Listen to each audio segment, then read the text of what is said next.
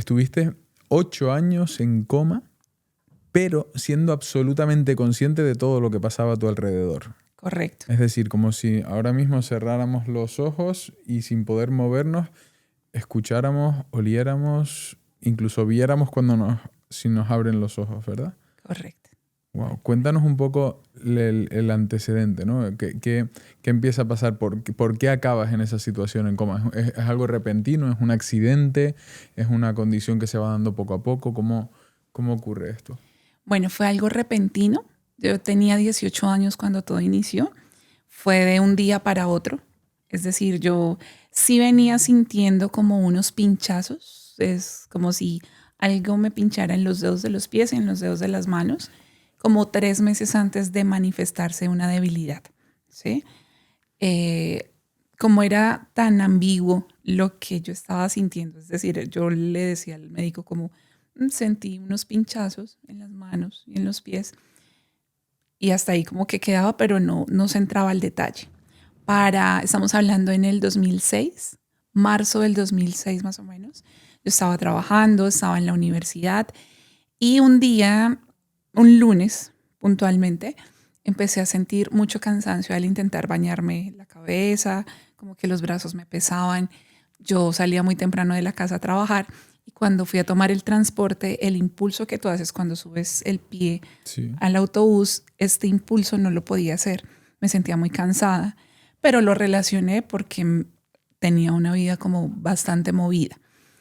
Ese mismo día, al llegar a la oficina, cuando intenté abrir la chapa, hacer este movimiento, me costó. Duré más o menos 1 hora, 2 horas intentando abrir la puerta.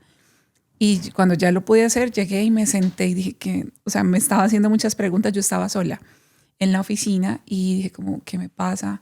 Siento que necesito dormir. Era como el pensamiento. Igual fui a prender el computador y cuando intenté digitar la clave, este movimiento ya no estaba. No me pesaban mucho los dedos. Llamé a una tía porque mi mamá estaba trabajando y le dije como, yo no sé qué tengo, pero quiero irme por urgencias al hospital. Y ella me dijo, mejor pide una cita prioritaria. Yo tenía mucho trabajo. Llamé a mi jefe, le dije que no sabía cómo explicar lo que sentía porque era un cansancio combinado con dolor y una hipersensibilidad, ¿sí? Como que lo que tomaba lo sentía mucho. Y él me dice, bueno, ve por urgencias y regresas porque te necesito. Hay mucho por hacer. Y digamos que eso fue como el plan. Pero saqué una cita prioritaria en el doctor.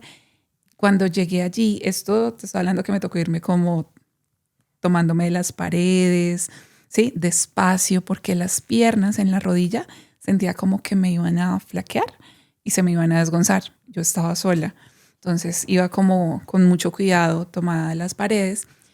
Tomé un taxi y allí, bueno, me metí al taxi, pero al momento de salir del taxi me costó muchísimo trabajo. ¿Sí? O sea, ya no podía hacer el impulso para ponerme de pie espontáneo, sino que tenía que tomarme de algo y hacer fuerza pues para ponerme de pie. El doctor que me ve, ya ahí estaba mi tía, mira mis reflejos, ¿sabes? Con un martillito y Sí. ya todos los reflejos ausentes. Él me dijo posiblemente, en ese momento lo dijo porque era un médico general, me dijo puede ser un Guillain-Barré. Yo, ignorante de todo el tema de médico, me dijo, pero te tiene que ver neurología. Entonces, esto estamos hablando lunes, martes, saco la cita con neurología y me la dan para el jueves de esa misma semana. Sin embargo, yo me fui a la universidad, estaba en parciales, entonces me fui, pero cuando intentaba tomar el esfero, se me caía. ¿Sí? Yo descansaba un poco y lograba como recuperar nuevamente la fuerza. Entonces, no, si yo te soy muy honesta, no estaba consciente de lo que me estaba pasando. Es decir, lo relacionaba como algo superficial, como me van a dar algún medicamento y pasa. O sea, ahí en ese momento tampoco tenías excesiva preocupación. No, yo no estaba Entiendo preocupada. que lo achacabas a efectos del trabajo, del cansancio acumulado. Sí. Y entonces, ¿cuánto tiempo transcurre desde que tú entras a la ducha y dices, Dios, siento ese cansancio, hasta que pierdes los reflejos, digamos? 6 horas. 6 horas. 5 horas. Vale. ¿Sí? Wow. Porque yo llego a la cita médica sobre las 3 de la tarde. ¿sí? Y empezó el cansancio en la mañana. ¿Qué pasaba antes? Yo empecé a tener como 3 meses atrás mucho sueño, ¿sí? Vale. Entonces, cada vez que tocaba la almohada, allí quedaba. Entonces, sí dije, ¿qué pasará? Pero no le di mayor importancia, la verdad, ¿sí? Y el doctor, bueno, me da este diagnóstico posiblemente, o sea, él muy responsable, porque pues para dar el diagnóstico se requieren de exámenes. Y la verdad era que yo descansaba un poco y volvía y tomaba impulso, ¿sí? Yo tenía dolor, pero era un dolor como cuando tú vas al gimnasio y al siguiente día no haces estiramiento y te duelen los... Ese era el dolor que yo sentía, ¿sí? Entonces yo decía, pero ¿por qué estoy tan cansada? Sí estaba preocupada porque tenía mucho trabajo y tenía muchas tareas en la universidad. Entonces, eso sí me generaba preocupación, pero lo que estaba sintiendo no. Muy responsable de mi parte, sí, pero nunca había tenido nada médico. Es decir, yo nunca había estado hospitalizada, no me era familiar el tema de los hospitales o de ir a citas médicas, siempre fui supremamente saludable. Cuando voy al neurólogo, él sí me dice, o sea, todo porque ya caminaba como, ¿sabes? Arrastrando un poco los pies, se notaba que la marcha estaba muy débil, me cansaba al hablar de más. Entonces el neurólogo sí me remitió de una vez por urgencias. En urgencias, en el hospital, me hacen algunos exámenes que son una electromiografía, una punción lumbar y efectivamente coincide con un síndrome de Guillain-Barré. ¿Qué es esto? Bueno, distal, de proximal a distal se presenta, es decir, se pierde la fuerza de lo cerca hacia los brazos, pero a mí me empezó de distal hacia arriba, ¿sí? O sea, de las manos, de los pies hacia arriba. Vale. ¿Sí? Ya estamos hablando de domingo, o sea, todo inició el lunes. El domingo me dejan hospitalizada y cuando me sientan, me voy de frente, o sea, me caigo, suelto completamente el cuerpo y ahí sí como que dije, ¡ay, qué raro! ¿Sí? O sea, ya esto está más. Me inician ese mismo domingo, empiezo tratamiento con un medicamento que se llama inmunoglobulina, que en principio no tenía ni idea qué era. ¿Sí? Mi papá me lleva como impreso, si mal no recuerdo, qué era el Guillain-Barré. En esa época, estamos hablando del 2006, no teníamos móviles como ahorita, internet era en ciertos lugares nomás.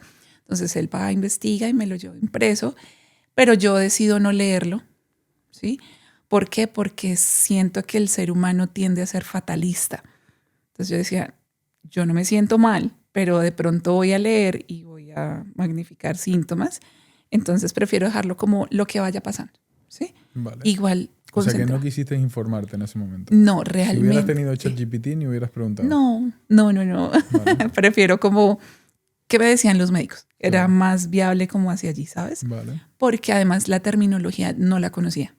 Entonces, si de pronto me hablaban de una polineuropatía, no tendría ni idea en ese momento, ¿sí? Entonces iban a surgir más preguntas. Y yo en realidad, por ignorancia, relacionaba la enfermedad como con una herida abierta, ¿sí? O sea, lo que te digo, completamente nula en temas de salud. ¿Qué pasa? Ese domingo me empiezan a colocar el medicamento y el día miércoles yo ya estoy caminando normal, ¿sí? Entonces dije, fue rápido, fue como una gripe, fue como un stop, ¿sí? Yo sí venía con mucha carga laboral y el primer día, cuando me senté en el escritorio, que fue a digitar la clave y no pude, yo le dije a Dios como, estoy muy cansada, yo quisiera como descansar una semana. Y yo me pongo al día en tareas, en todo lo que tenía. Entonces como que lo relacioné así. Dije como, fue un descanso, tengo que ir más despacio, tengo que hacer más ejercicio. Lo relacioné como un poco más de autocuidado, ¿sí? Salgo el sábado de la clínica porque el esquema del medicamento son 8 días. 7 días. Salí el sábado, normal. Empecé mi vida nuevamente normal. Sí, no fui a trabajar porque cuando me empujaban muy fuerte, como que sí perdí equilibrio. Entonces el transporte público con tanta congestión me daba un poco de susto. Me dieron un mes de incapacidad y dije, me lo voy a tomar. En el trabajo, en la universidad no, porque pues tenía que seguir adelantándome. Pasa el mes y yo empiezo a sentir nuevamente los corrientazos, cansancio. voy de una vez por urgencias y me dicen como, no, es que estás somatizando. O sea, tu cuerpo quedó como con el reflejo de que estabas débil, entonces eso con el tiempo se te pasa. Pero yo regreso a casa y me empiezo a caer de frente. O sea, estaba de pie, me caía y no me protegía porque estaban ausentes los reflejos. ¿Sí? Yo dije, no, no puede ser que yo me quiera caer. ¿Sí? Claro. Entonces volvimos nuevamente, ya con mayor debilidad, me hospitalizan, inician un nuevo tratamiento y dicen que es cuestión de tiempo que me vaya para la casa. ¿Sí? El Guillain-Barré de hecho, no se comporta así, no era normal que en la primera ocasión me pusieran un medicamento y yo me recuperara tan rápido. ¿Sí? O sea que habían sospechas de que fuera Guillain-Barré, ¿se dice? Sí. Pero no se acababa de sospechar porque el comportamiento en tu caso estaba siendo diferente a lo común. Correcto. Vale. O sea, era muy diferente. ¿Sí? Vale. Pero ellos lo relacionaban como es de tiempo. O sea, vete para tu casa que es de tiempo. Hubo algunos incidentes, tuve unas quemaduras en piel por una mala praxis, un equipo defectuoso de electroestimulación. Entonces, esto, claro, exacerbó el tema de sensibilidad porque yo estaba hipersensible, más las quemaduras, ya me empezaba yo a sentir muy mal. ¿Sí? Mi mamá no dejó como que me mandaran nuevamente para la casa porque mi cara empezó como a perder fuerza. ¿Sí? Entonces yo ya hablaba más lento, más bajo, como que era muy evidente cuando me fatigaba. Entonces mamá como, no, la voy a dejar acá porque necesita ser vigilada. Pierdo la deglución de saliva. Entonces mi mamá con toallas me ayudaba y el tono de la voz ya era mucho más bajo. Me hacían como una especie de mantenimiento con terapias, o sea, como me movilizaban un poco, pierdo la deglución, entonces me ponen sonda nasogástrica para alimentarme y estando en piso, en terapia respiratoria, me giran y al girar los pulmones como que se oprimen y hago la primera falla respiratoria, por lo que me deben ingresar a unidad de cuidados intensivos y me entuban por boca para apoyar el tema de la respiración. Duró 15 días entubada por boca con sedación. Me hacen traqueostomía y me hacen gastrostomía. La traqueostomía para respirar y la gastrostomía para alimentarme. ¿Sí? Y me despiertan. O sea, ya como que me bajan la sedación, quedo yo consciente con la tráqueo, con la gastro. Me siento muchísimo mejor porque respirar implica un montón de fuerza de tu cuerpo. ¿Sí? Entonces, como ya estaba apoyada por la ventilación mecánica, ya me sentía mejor y ya podía mover un poco más la cara. ¿Sí? Empiezan un nuevo tratamiento que se llama plasmaféresis, que es como una transfusión de sangre donde te sacan tu sangre, reemplazan las plaquetas. No sé qué tan profesional lo estoy describiendo, pero es lo que me acuerdo. ¿Sí? Y esto me ayuda muchísimo. Es decir, a los 8 días nuevamente ya estoy mucho mejor, recupero fuerza en miembros superiores, un poco de marcha, lenta, pero empiezo a caminar estando en unidad de cuidados intensivos, lo que sorprende a los médicos, ¿sí? Porque estamos hablando que en todo esto habían pasado 2 meses, ¿sí? Entonces había tenido una, manifestación de la enfermedad, una recuperación, nuevamente una recaída, me hacen tratamiento, mi cuerpo responde y hasta ahí todo está bien. ¿Sí? Me indican que puedo tener salida de cuidados intensivos, pero me hacen un examen que se llama una prueba de gases y se dan cuenta que mis pulmones no están haciendo bien el barrido y que hay una retención de CO2, de dióxido de carbono. Y me dicen, tenemos que dejarte unos días más apoyada con ventilación mecánica para que no retengas eso, además porque eso produce somnolencia, o sea, mucho sueño. Claro. Yo, ok, pues normal. Pero me conectan al ventilador y nuevamente empiezo a caer, ¿sí? A perder fuerza. Me hacen acompañamiento psicológico y psiquiátrico porque se asume o se sospecha que estuviera somatizando algo y yo misma estuviera produciendo la debilidad. Pero yo no tenía problemas, o sea, una chica de 18 años, estudiando, trabajando, una vida muy tranquila, dentro de todo lo normal. Por lo que, pues yo accedo a hacer el proceso, pero no se evidencia como nada más que sí me estaba dando duro, o sea, me estaba costando el estar expuesta, pues sí, en todo el tema del cuidado personal, a personas que no conocía, ayudándoles para el tema del baño, sí, eso sí me estaba confrontando, pero no era como para, o sea, no me iba a producir pues yo esa enfermedad a propósito. Una pregunta, en Sí, este punto, ¿cuál era tu nivel de preocupación con la situación ya? ya estaba como asustada, ¿sí? ¿Sabes? Porque en UCI, en unidad de cuidados intensivos, no se permite el acompañamiento de los familiares 24/7. Aunque conmigo hicieron ciertas excepciones, le tenía miedo a estar sola en las noches. Entonces, más que la enfermedad, era como el Situación, entorno. claro. ¿Sí? Y a ti lo de estar somatizando y demás, supongo que no te sonaba del todo bien, ¿no? Decir, No, yo creo, yo siempre me consideré muy fuerte mentalmente. Yo decía, si hay una situación, pues le hago frente. ya, No, creo yo que no me encapsularía en eso, aunque no descartaba la parte psicológica, porque uno se puede engañar a uno mismo. lógico, ¿Sí? lógico. Entonces dije como, ok, si de pronto me tienen que ayudar, ok, lo voy a hacer, me dejo ayudar, pero pues tampoco se encontró como nada, ¿sí? Sí estaba preocupada más porque tenía miedo por el lugar donde estaba. Eso sí me producía temor. Y cuando empieza, ¿Miedo en qué sentido? De tu seguridad, lo que pasa es que llega un momento donde la parálisis, sí, la parálisis o la falta de fuerza empieza a ascender y mi cara empieza a verse afectada, entonces yo ya no puedo hablar. ¿Sí? Solamente era con los ojos. Esto fue muy rápido. Estamos hablando que eso empezó en marzo, enero, febrero, marzo, abril, mayo. Ya empezó mi cara. Junio, ya no tenía, yo me ponía roja, me cansaba mucho en la misma posición y era muy tedioso transmitir cómo quería que me acomodaran o que me estaba doliendo. Eso sí me estaba llevando a tener miedo, ¿sí? Mi hermano empezó al principio la comunicación como un parpadeo es sí, dos es no. Entonces me veía roja o me veía llorando, me decía, tranquila, dime, ¿te acomodo algo? Entonces un parpadeo. o sea, eso al principio. Al puro principio. Vale. ¿Sí? Para hacer, pues la falta de experiencia, no se imagina este tipo de situaciones. Por eso al principio lo hacíamos solo sí y no. Entonces sí era un parpadeo, no eran dos.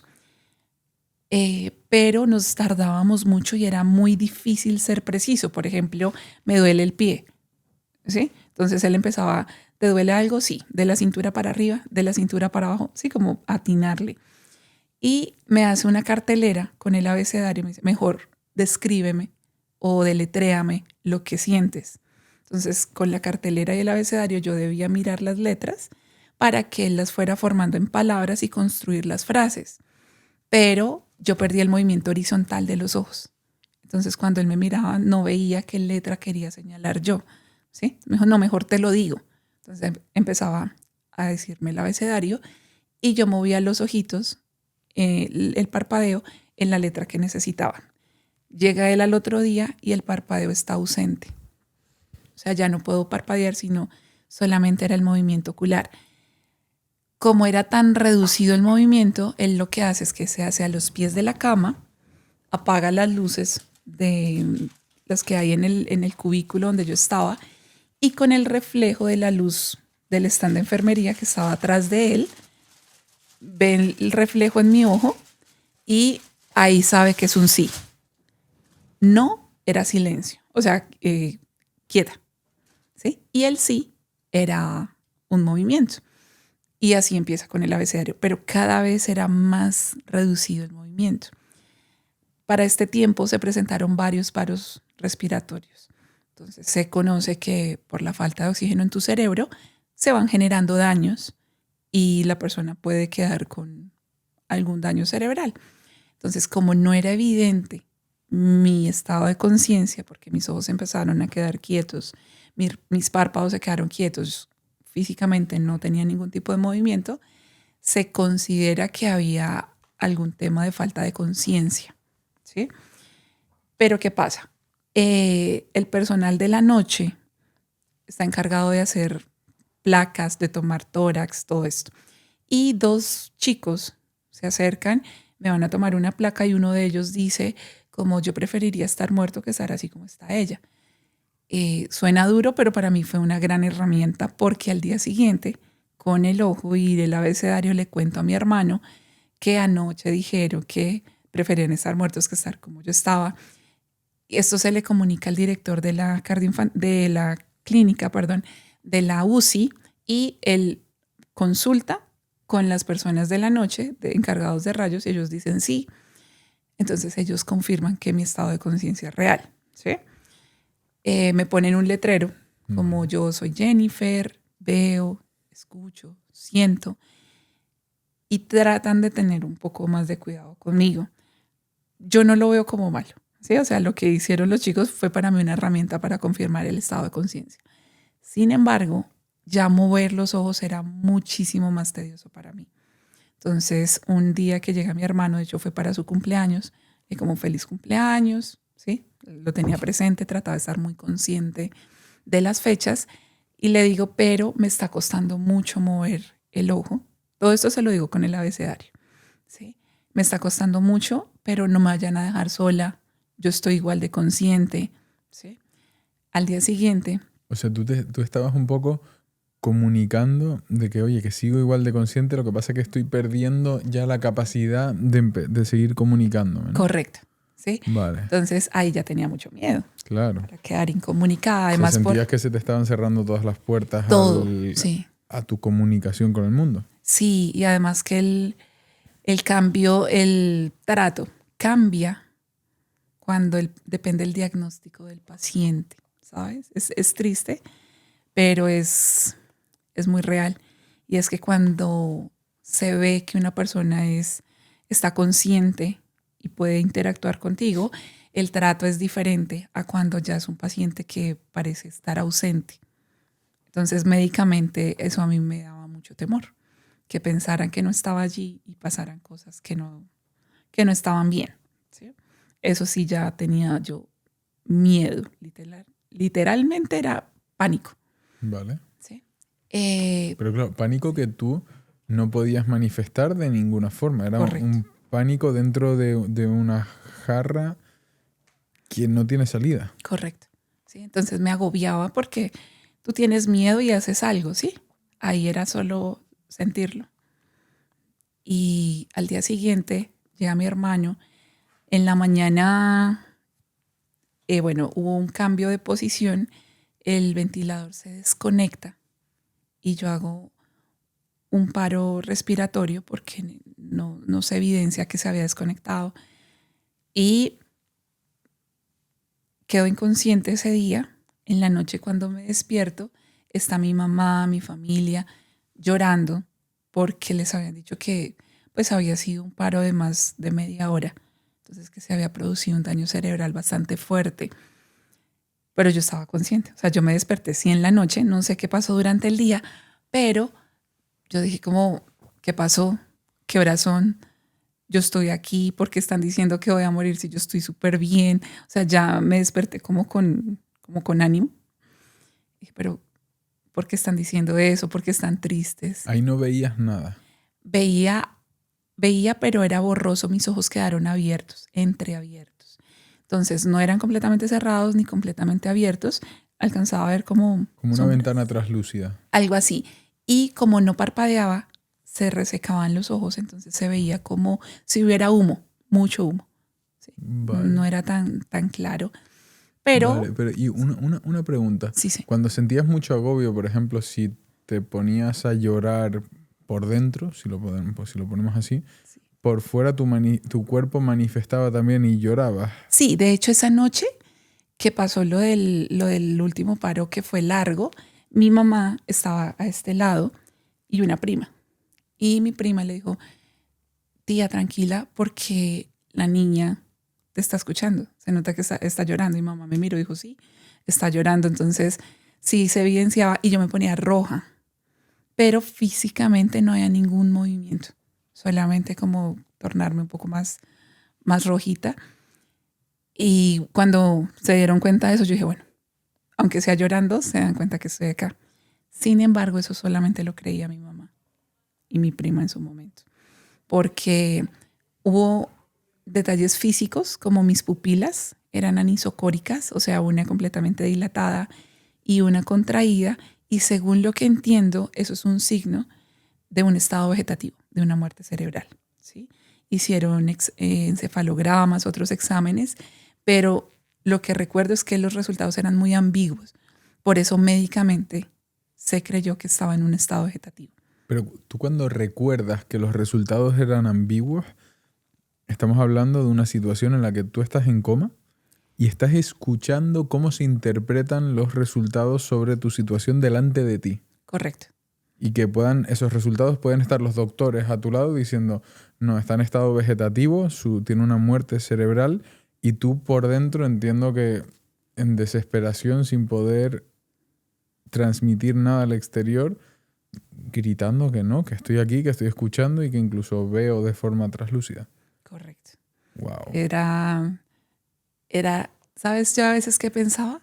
Decía, ¿será que yo quedé en algún trance y yo quiero creer que estoy bien y no estoy bien, mentalmente hablando? ¿Sí? Habían doctores que llegaban y me abrían bien los ojos y hacían como una especie de amague, como si me fueran a mandar la mano para ver si había alguna reacción.